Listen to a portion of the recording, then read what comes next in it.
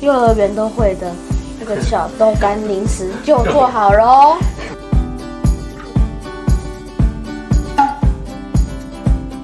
嗨，各位观众，大家好，我是芬姐，我是小帮手。我们今天要来做一道很适合当下酒菜，小帮手会喜欢的那个配电视的零食，叫做蜜汁豆干，很简单，很简单，大概5分多钟就可以搞定了。准备5片豆干，毫无技巧哈，就是切丁而已。豆干切好，介绍一下今天的调味料。我们需要用的材料有油、酱油、米酒、糖。调味料的部分呢，就是1:1:1:1，简单吧？还需要一些蒜头、油，15cc 哈，豆干下去，把这个豆干呢下去，酱油，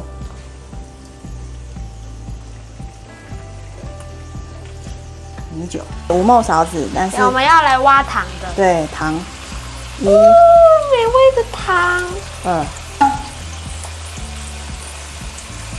3匙，炒一炒，给它炒入味。这就是一个小朋友也会煮的菜啊。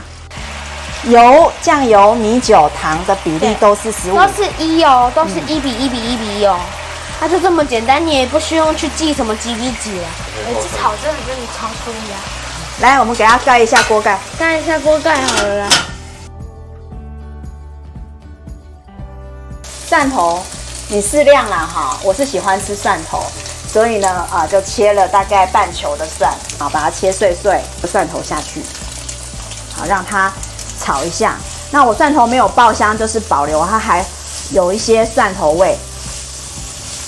哦，好香哦！这个蒜香最后就会出来。我要请常静人帮我试试看哦。那我差不多要起锅喽。真的很适合当小零食哎。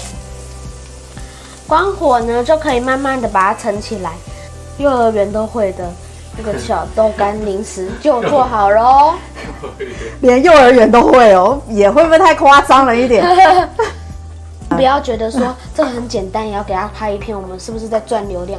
不是哦，我们反而会觉得说现代人就是要吃这种简单又健康，是不是？撒一点芝麻，少一点芝麻比较有感觉啦，就是尴尬，补充一点钙质的概念。OK， 我要试吃一下。我们来试试哦。好好吃哦。它这个如果等到凉了的话，一样很好吃。那也觉得不会负担很大，然后又补充蛋白质。喜欢我们的影片吗？记得在下面按个赞哦。我们下次见，拜拜。